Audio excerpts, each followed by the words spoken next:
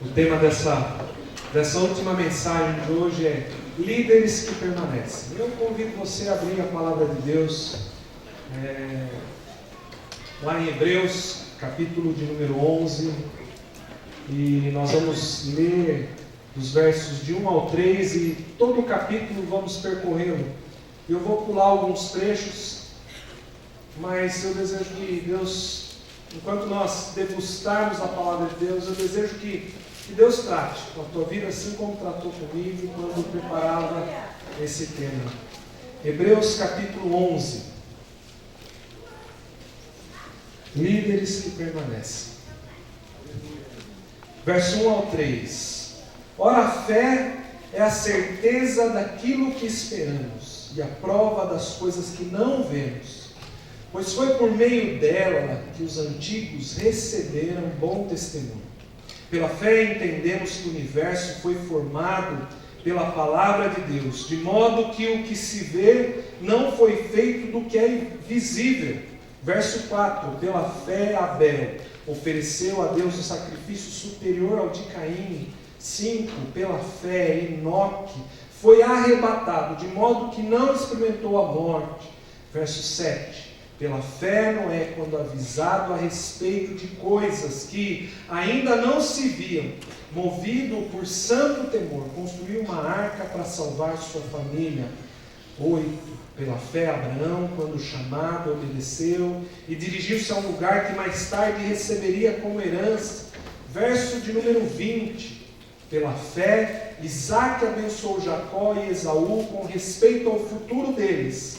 21, pela fé Jacó, à beira da morte, abençoou cada um dos filhos de José e adorou a Deus. Verso 22, pela fé José, no fim da vida, fez menção ao êxodo dos israelitas do Egito e deu instruções acerca dos seus próprios ossos. Verso 23, 24 e 25, pela fé Moisés, recém-nascido, foi escondido durante 3 meses por seus pais.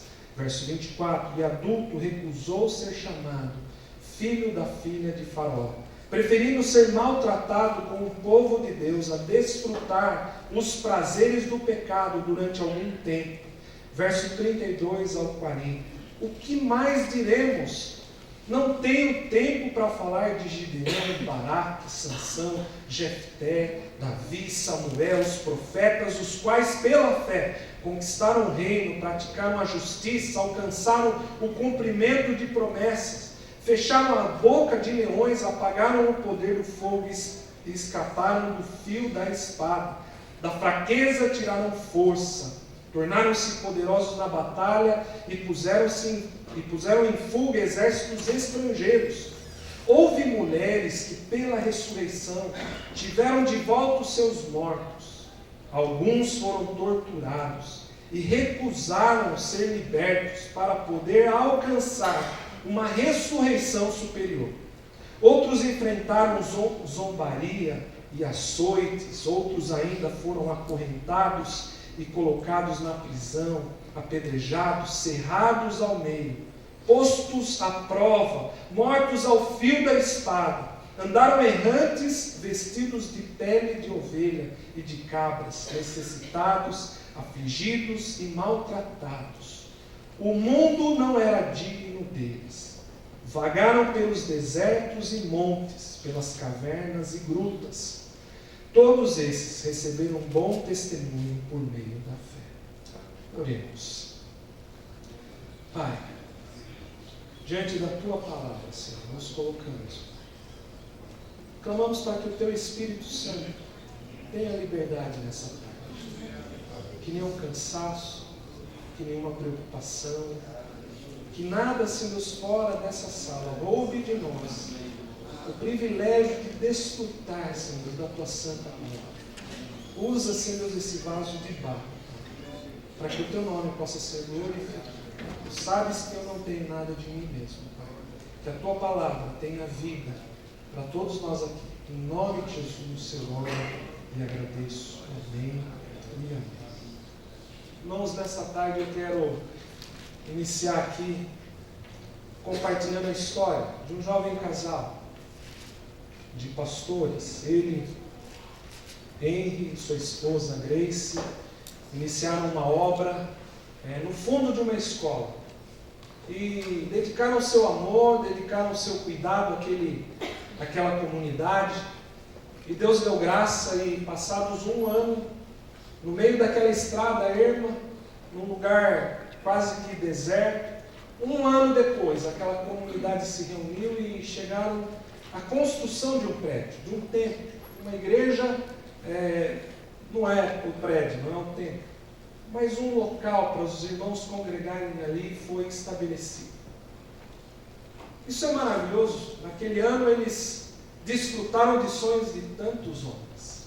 Mas quando eu ouvi essa história e eu ouvi a continuidade, eu me assustei, porque nessa história da vida desse casal, desses irmãos em Cristo, apenas 70 anos depois, aquela igreja morreu.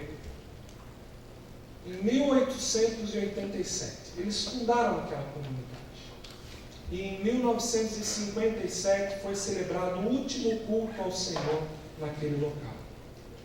O que outrora fora uma igreja, porque reunir irmãos, o que outrora foi um lugar de congregação, se tornara um museu. Homens que passaram, que construíram algo, mas que viram o seu esforço ser enterrado com as suas próprias vidas. No fundo dessa comunidade existe um cemitério e cada um dos membros daquela igreja, daquele período, está enterrado no terreno. E quando eu recebi esse vídeo e essa história me chamou a atenção, eu fiquei me perguntando, mas o que aconteceu? O que aconteceu para que aquela igreja, para que aqueles irmãos, para que a história daquele povo não permanecesse? Onde eles falharam? Onde eles erraram? Por que aquela igreja viva, que cresceu rapidamente, morreu? Por que aquela comunidade foi deixada de lado? Porque talvez falharam, porque talvez erraram em não compartilhar para outros líderes, para os mais novos, o mesmo amor, a mesma paixão, o mesmo desejo de proclamação do Evangelho para os seus jovens, para a igreja nova. Pensando nisso, eu me perguntei, o que nós deixaremos como legado, se Jesus não voltar antes? O que restará de história da nossa vida, como um impulso? O que nós temos feito pelos nossos jovens de ministério, pelas nossas crianças, que crescem na nossa igreja tão rapidamente e têm N sonhos? Será que de fato temos amado a comunidade, amado os nossos irmãos a ponto de transmitir o Evangelho de maneira tão profunda que isso marque de forma eficaz a vida desses pequeninos? É fato que vivemos em tempos difíceis e liderar, e pastorear, e cuidar de igreja não é fácil. Hoje, uma das classes menos desacreditadas pela sociedade são os pastores. E a ordem é políticos, polícia e pastores. E a pergunta que faço: qual será o nosso legado? O que deixaremos na história dos nossos filhos como a nossa história de vida? A Bíblia nos relata de homens, de líderes, e hoje eu quero falar um pouquinho sobre eles. Mas ela relata a vida de um homem em particular, um rei de Judá, que no finalzinho da história dele, ela tem uma simples frase. E ela diz o seguinte, lá em 2 Crônicas 21, 20. O rei Jeoram. E o final da história dele descreve o seguinte: foi sem deixar de si saudades. Triste. Um homem que abandonara a história da sua família, do rei Josafá. Um homem que corrompera o povo de Judá, que se esquecera do amor de Deus, que deixara de seguir os preceitos instruídos ali ao seu povo, que faz uma escolha.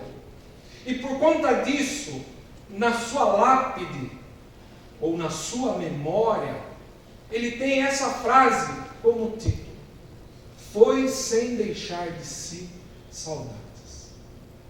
O que nós deixaremos como servos do Senhor para as futuras gerações, para aqueles que ainda virão? Qual será o legado e o impacto da nossa vida de devoção ao nosso Senhor para a vida daqueles que estão crescendo, que estão correndo para um lado e para o outro da igreja, que dão trabalho às vezes na hora do culto? Qual será o impacto da nossa vida? Eu gosto muito do apóstolo Paulo, em 1 Coríntios, capítulo 4, verso 1 e 2, ele faz uma declaração maravilhosa para nós, que somos líderes, que somos chamados por Deus, que somos convidados, que temos o privilégio de participar desse ministério grandioso do Senhor.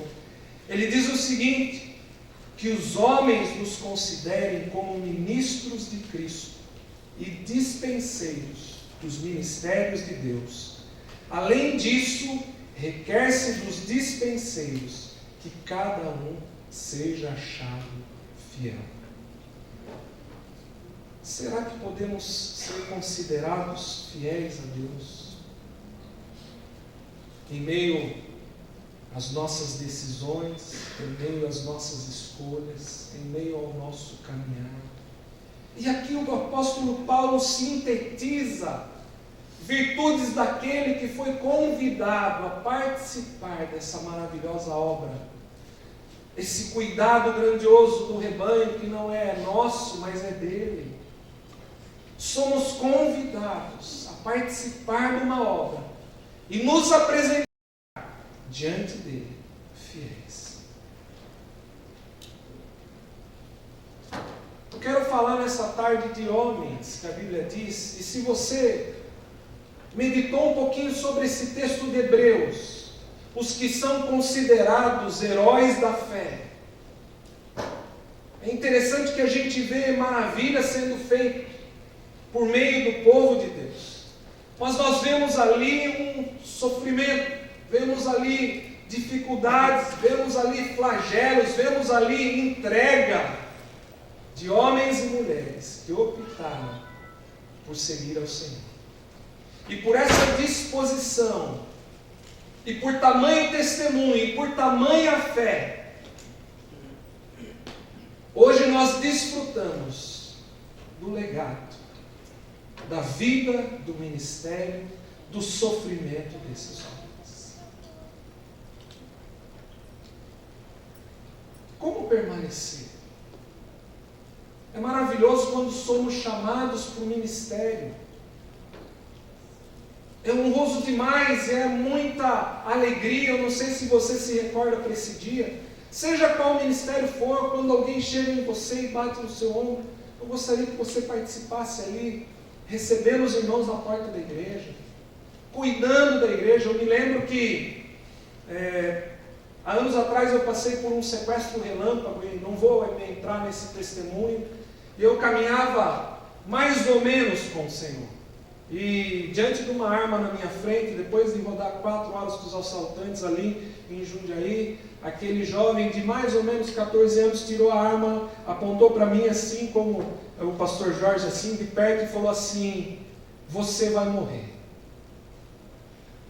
E eu olhei para ele, já tinha rodado um bom tempo com aquele rapaz, e fomos no banco, tiramos dinheiro, e eu falei: mas você vai me matar? E ele, com a arma apontada, falou: que nada, isso é sangue bom, vai me dar seu tênis. Eu dei o tênis e eu me vi ali diante da vida e da morte. Passou vários pensamentos na minha mente, e a partir daquele dia eu percebi que eu teria partido muito novo, com 28 anos, e não tinha uma história.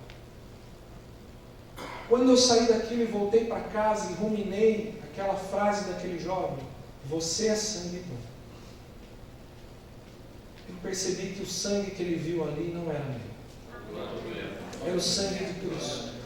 Eu não tinha e não tenho nada de bom em mim, mas era o sangue de Jesus ali que me dava mais uma oportunidade, mais uma possibilidade de continuidade. Isso foi em 2001. E pensa no homem crente, de lá para cá. E eu lembro que eu chegava cedo na igreja, arrumava a capa, o pessoal chegava, estava tudo bonitinho, eu queria receber os irmãos, eu queria fazer isso, fazer aquilo.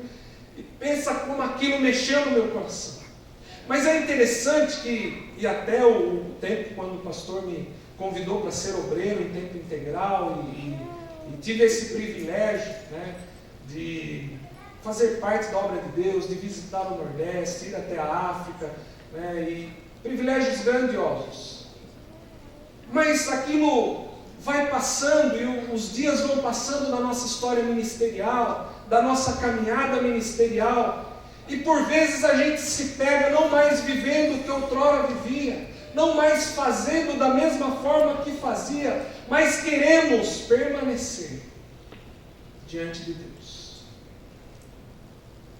Como nós construiremos uma história de uma igreja que não para aqui? Se você meditar no livro de Atos, você vai perceber que no finalzinho dele, diferente das cartas do apóstolo Paulo, que tem sempre uma bênção pastoral, me parece ali no capítulo 28, 29 de Atos, que falta um final, porque a história da igreja está sendo construída, porque a história da igreja está sendo traçada, e hoje não são mais esses homens que estão contando a história da igreja de Cristo nessa terra, mas somos eu e você. Amém. Nós somos os responsáveis pela continuidade da história da igreja aqui, hoje. Por vezes eu ouvi assim: jovem é o futuro da igreja. E várias vezes acreditei nisso. Mas um dia, conversando com um irmão amado, ele diz assim: não, o jovem é a igreja jovem, talvez imatura, talvez com suas dificuldades da idade, mas é a igreja de Cristo. Precisamos abraçar esses jovens ao nosso lado, caminhar com eles, precisamos tê-los conosco, para que um dia, quando o Senhor nos chamar, haja continuidade, haja perseverança, haja proclamação da glória do reino que é dele. Daqui 100 anos, nenhum de nós estaremos aqui para contar a história. Talvez um bem pequenininho, que seja um milagre divino, né? Que tem essa possibilidade. A avó da Si faleceu há 15 dias atrás, com 100 anos. Olha que maravilha, uma japonesinha, né? 100 anos. A Batian encontrou a Cristo com 96 anos de idade. Eu tive o privilégio de ver ela descer as águas do batismo. Foi algo maravilhoso. Ela só fala japonês, veio para o Brasil no período da Segunda Guerra Mundial, fugindo da guerra lá em Hiroshima. Quando ela chega no porto, eu não sei agora se foi Santos, eu acho que foi Santos. Quando ela chega em Santos, ela descobre e tem a notícia da bomba caindo lá em Hiroshima.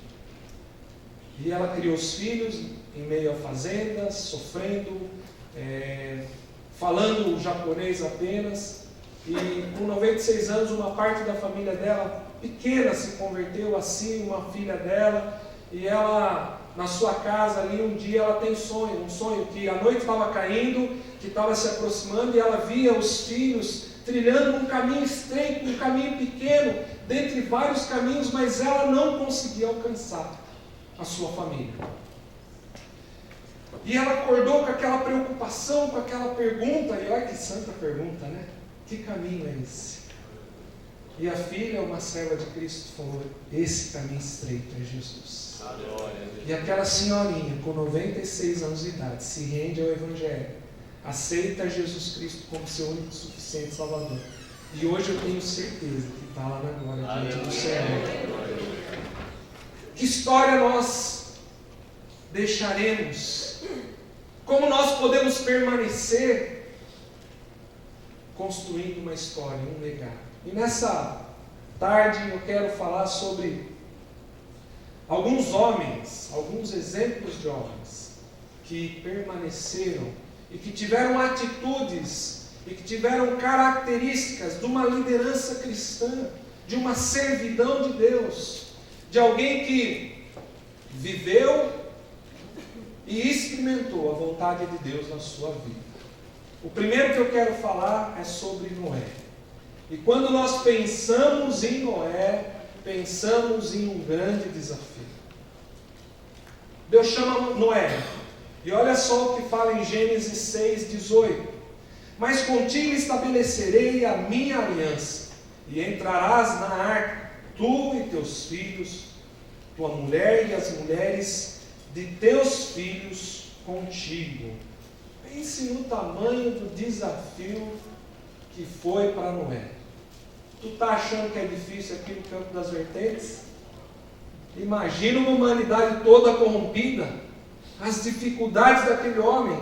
Quando a gente percebe na vida de Noé e nas características dele, nós vamos perceber que ele aparenta ser um lavrador, e Deus dá um negócio ali desafiador demais. Ele tem que se virar na carpintaria.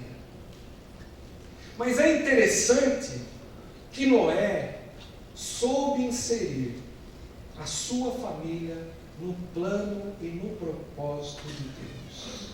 E é sobre isso que eu quero falar. Por vezes nós, na caminhada, como líderes, como obreiros, como pastores, nos sentimos independentes.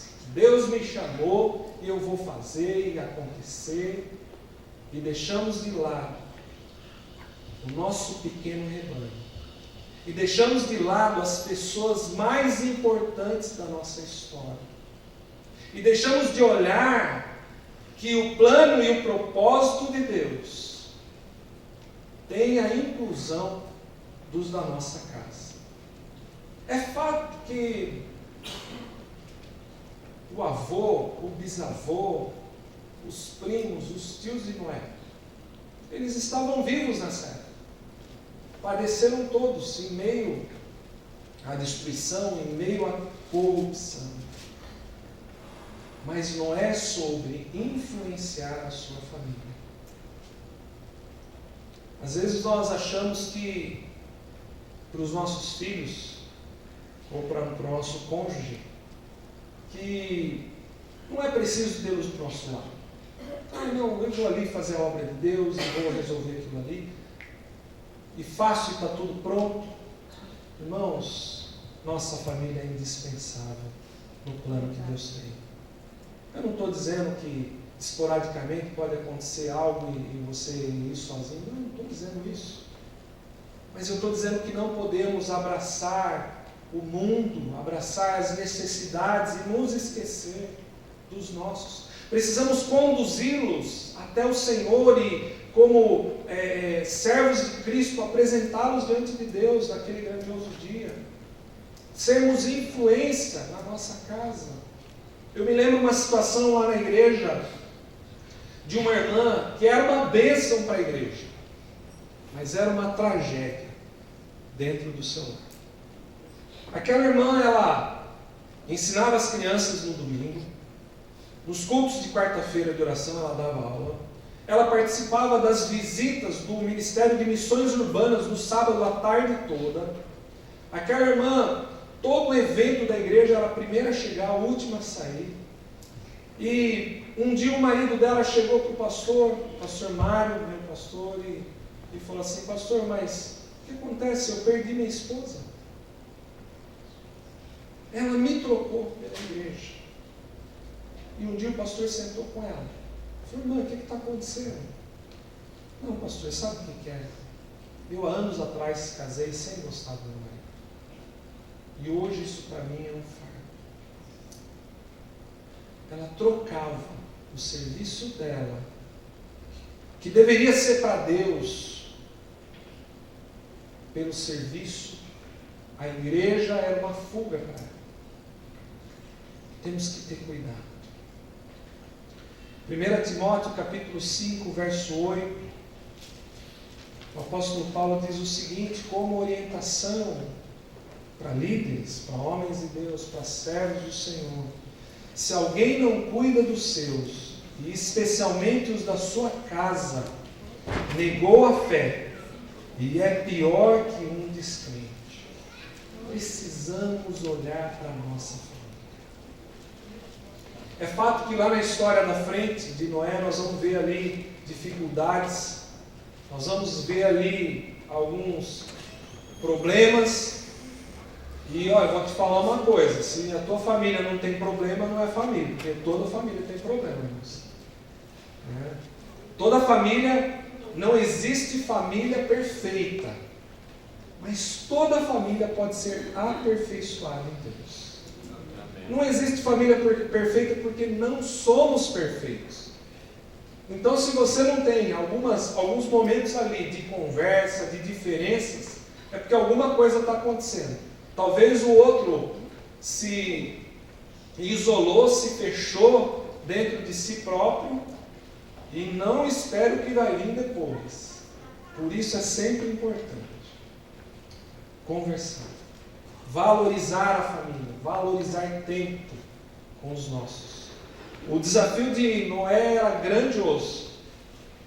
Só para você ter uma base, 144 metros aproximadamente de comprimento. Tinha aquele simples barquinho. 24 metros de largura e 14 de altura. Em meio a um povo duro, em meio a um povo que não queria servir ao Senhor, Deus dá a esse homem, Noé, esse tamanho desafio. Mas Noé teve o privilégio de inserir toda a sua casa no plano e no projeto de Deus. É necessário para nós que somos líderes valorizar a nossa família. Quando nós olhamos para outro exemplo de líder que permaneceu e que tem a sua história marcada e que tem um legado nas Escrituras que serve de exemplo para a nossa vida, nós podemos pensar em Abraão, depois de transformado e chamado por Deus. Gênesis 12, 1, o texto diz assim: ora, o Senhor disse a Abraão: sai da tua terra, da tua parentela, da casa de teu pai, para a terra que eu te mostrarei. Esse texto nos apresenta o chamado de Abraão e o desejo de Deus para que houvesse um povo seu, peculiar, um povo próprio. E é interessante que Deus chama Abraão, e a Bíblia não fala de que maneira, mas Abraão prontamente responde a esse chamado. E isso me faz pensar que havia algumas virtudes ou qualidades a qual Deus conseguia enxergar em Abraão. Quando a gente vê as atrapalhadas que ele fez no processo do caminho, nós vamos se assustar. O meu tempo aqui acabou, viu? O meu tempo aqui, me perdoe. Quando nós vemos algumas atrapalhadas, 4h25, vou pedir mais 10 minutinhos dos irmãos aqui, tá? Amém. Quando nós vemos na história de Abraão as suas atrapalhadas, é fato que a gente fala: puxa vida, mas esse era um homem de fé mesmo? Será? Mas foi fazer tanta burrada na sua caminhada. E pensa, será que nós nunca fizemos nenhuma burrada também? Talvez não daquele jeito, né? Mas havia algumas qualidades inerentes ao caráter de Abraão. Abraão veio da terra de Ur dos Caldeus, e pela arqueologia a gente vai perceber que Ur dos Caldeus é uma terra de uma ciência avançada. Ur dos Caldeus, ela tinha uma facilidade econômica muito grande. Tanto é que a gente percebe que Abraão sai da sua terra e traz ali consigo todos os seus rebanhos e tal, e em desobediência a Deus traz o sobrinho também, né? Mas era uma terra onde a cultura envolvia aquele homem. Mas quando Deus chama Abraão, prontamente Abraão responde. E ele sai. E se você já sabe o que é mudar de lugar, de família, sair de perto dos seus, se você já teve a experiência de mudar de cidade, de mudar de estado, de ir para longe dos seus familiares, você sabe o desafio que é. E Abraão, em obediência, com um caráter moldado, ele sai. Ele abre mão da sua família e ele parte agora. É interessante que nós vemos em Abraão também uma determinação. E vemos nesse homem credibilidade. Quando nós paramos e pensamos e meditamos sobre a vida desse homem, nós vemos virtudes. Deus tira Abraão do meio daquele povo, um povo idólatra, e planeja por meio dele, para que por ele outros se achegassem, para que um povo separado fosse chamado. Mas é interessante que um pouquinho antes do capítulo 12, no verso 11, o finalzinho dos versículos, no verso 31, nós vemos uma característica no pai de Abraão, que não permaneceu ali em Abraão. Olha só, capítulo 11 de Gênesis, versículo de número 31. E tomou Terá, Abraão seu filho, e Aló, filho de Arã, filho de seu filho, e Sarai sua nora, mulher de seu filho Arã, e saiu com eles de Ur dos Caldeus, para a terra de Canaã. Preste atenção, ele saiu de Ur para Canaã. E vieram até Arã e habitaram ali, e foram os dias de Terá 205 anos, e morreu Terá em Arã. Terá, pai de Abraão, sai de Ur dos Caldeus para ir para Canaã. Mas o que acontece com aquele homem? Ele faz uma paradinha em Arã. Ele desiste do sonho que ele tinha no seu coração, do tratar que ele tinha no seu coração. Ele para no caminho. Isso me faz pensar que por vezes nós partimos para a nossa caminhada, para a nossa jornada, e Deus coloca sonhos no nosso coração, mas nós podemos nos tornar negligentes, nos tornar acomodados e perder a nossa credibilidade diante das pessoas. Eu já vi, apesar muitos anos atrás, quando eu era adolescente, um movimento dentro da igreja a qual eu fazia parte, no sentido de vamos trocar os bancos da igreja, vamos comprar bancos estofados, tal, e se faz aquele levante, se faz aquela comunhão, e todo mundo ali alegre, animado, e de repente você passa 1 mês, 2 meses, 3 meses, 4 meses, e aquilo que era um projeto em comum daquela igreja, daquele povo, acaba caindo no esquecimento. E por isso muitos perdem a credibilidade. Pastor, credibilidade não é dom. Ela não é um dom, mas ela é conquistada. É necessário conquistar a credibilidade. Se você se propôs a algo, a uma obra, a um trabalho, a qualquer coisa que for, seja o que for, continue. Termine aquilo que você começou. Conclua. Pode ser o mais simples possível. Conclua. Deus sabia que no chamado que ele tinha com Abraão, Abraão seria aquele a ser moldado, lapidado nas suas mãos. Abraão seria aquele que tinha credibilidade, porque ele se disporia à continuidade do caminho, porque ele não desistiria.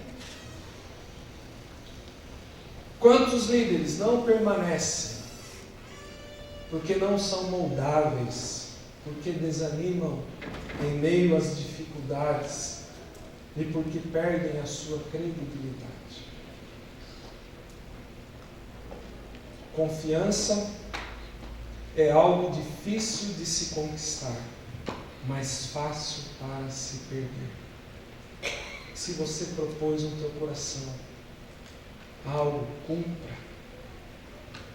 O evangelista Lucas, não precisa abrir para não tomar tempo, no Evangelho de Lucas, capítulo 14, verso 28, ele diz assim: qual de vocês, se quiser construir uma torre, primeiro não se assenta e calcula o preço, para ver se tem dinheiro suficiente para completar?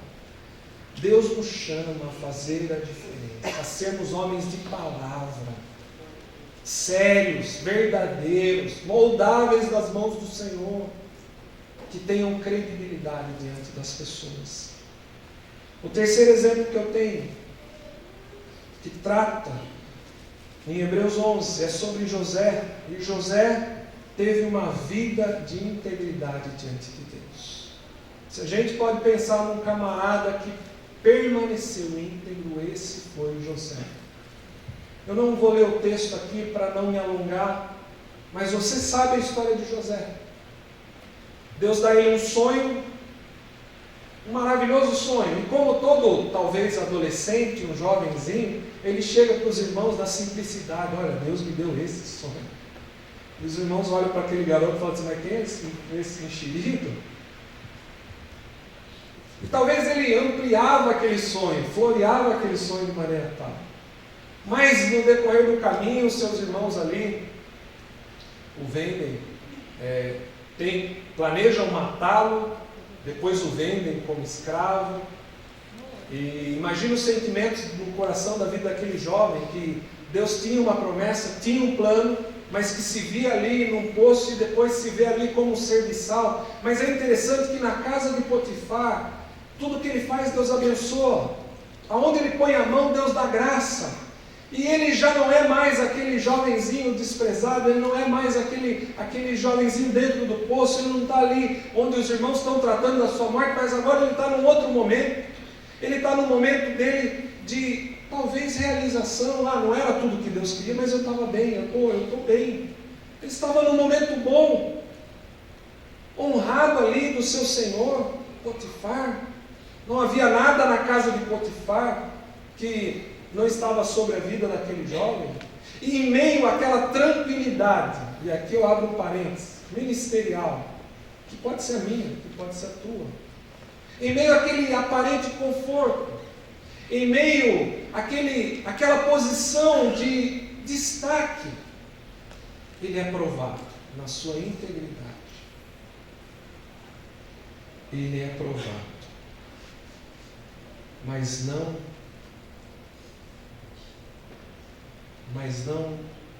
cai em meio às suas provações, mas permanece fiel ao Deus a qual ele serviu, permanece íntegro ao seu Senhor. Irmãos, a integridade é um valor inegociável da nossa alma, da minha alma, da tua alma. Não podemos ter uma vida ministerial, seja qual ministério for, sem integridade.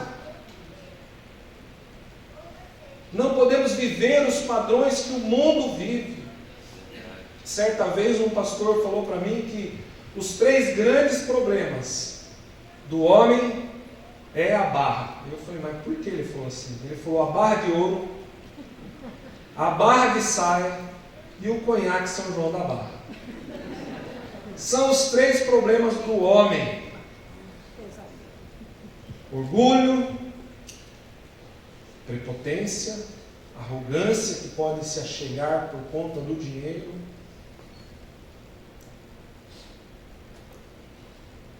Como nós temos construído a nossa história ministerial?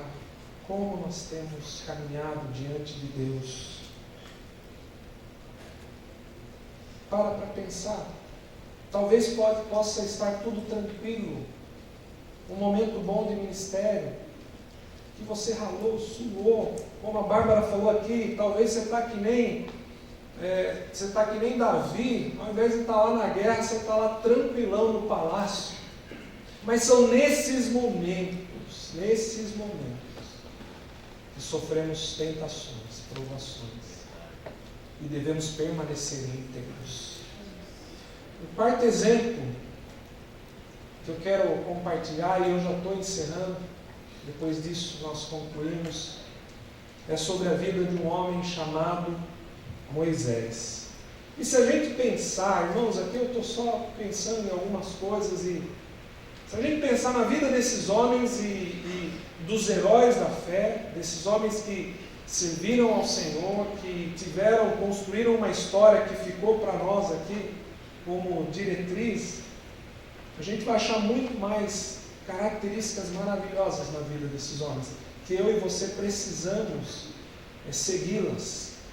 E a história de Moisés é algo maravilhoso. Em Êxodo 3:10, o Senhor chama a Moisés e diz: olha, vá pois agora, eu te envio a Faraó para tirar do Egito o meu povo, os israelitas. E Moisés, depois de ter passado todas as suas dificuldades no caminho, você sabe a história, de quase morrer lá quando pequeno, de ter ali um encontro maravilhoso diante da sarça ali com Deus e aquilo mudar, e depois de ser trabalhado em meio ao deserto durante 40 anos, porque 40 anos da vida dele ele ficou tentando fazer com o braço dele, com a sua força. E nesses 40 anos Deus disse para ele: vai lá que eu vou te usar. Eu não sei falar direito. Não, mas leva teu irmão, ele vai falar por você, mas é você que vai falar. E é interessante que Deus chama Moisés com um desafio grandioso. Se você meditou, e eu tenho certeza que você meditou na história daquele povo, vocês vão falar: ô povinho ruim. Deus abre o mar e o povo está murmurando. Deus provê o pão e o povo está murmurando. Deus provê a carne e o povo está murmurando. Deus provê a água e o povo murmurando. Ô povinho ruim. Parece com a gente, né? Parece a nossa história dentro da igreja, né? Mas é interessante que chega um momento da vida de Moisés, onde Deus já estava cansado da murmuração daquele povo, da reclamação daquele povo, da dureza daquele povo. E Deus diz aí: ó, vou acabar com tudo isso aqui. Mas olha só o que Moisés fala com Deus. Êxodo capítulo 32, verso 32. Escute o que Moisés falou para o Senhor. Mas agora eu te rogo, perdoa-lhes o pecado, senão risca-me do teu livro que escrevestes. Irmãos, quem é Moisés para pedir isso para o Senhor? O que levou Moisés a fazer um pedido desse, de tamanha loucura? Ele podia ser fulminado ali naquele momento. Moisés amava o seu povo. Moisés amava pessoas. Moisés amava gente. Irmãos, não tem como nós liderarmos, não tem como nós exercer o nosso ministério, não tem como nós servirmos num lugar e não amar as pessoas. Eu, nessas minhas andanças pela região, eu já escutei assim: olha, mas esse povo não quer nada com nada, esse povo é duro demais. Precisamos amar essas pessoas, orar por elas, interceder a Deus por elas. Moisés não fora arrogante aqui, mas ele amava o seu povo, ele queria levá-los até a terra prometida, ele queria fazer parte daquela história, ele desejava. Irmãos, não tem como nós pastorearmos num lugar onde nós não amamos as pessoas. O missionário Fred falou nessa manhã, propriamente, você quer ter uma história que permaneça?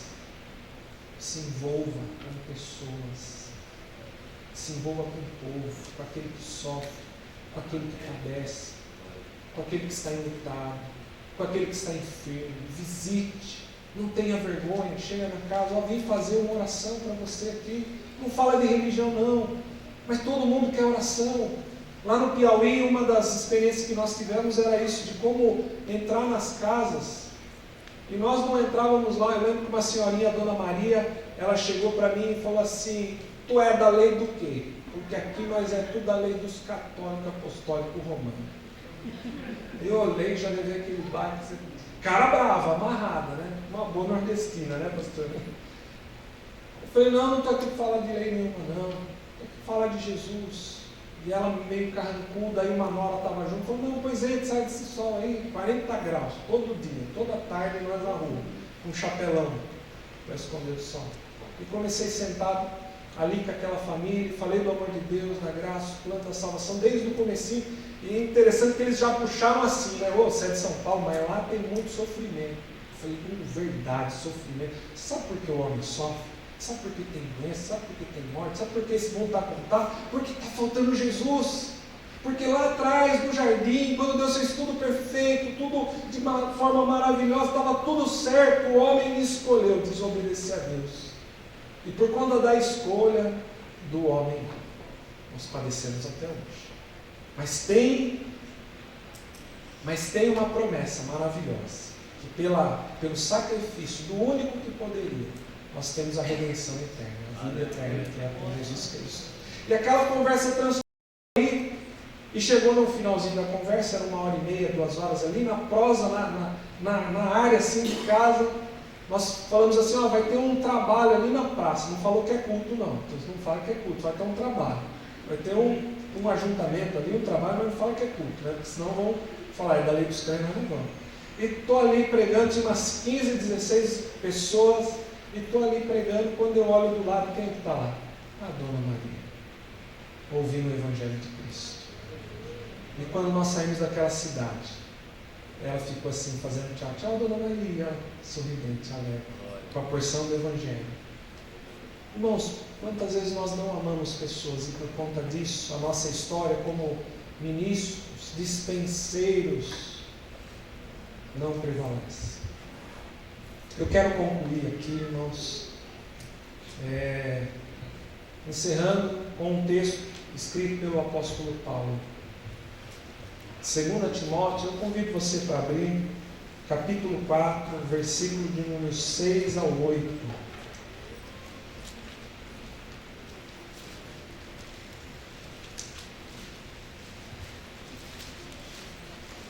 O apóstolo Paulo está aí, numa prisão úmida, fria, onde as pessoas saíam para o martírio, para serem mortas pelo amor do Evangelho.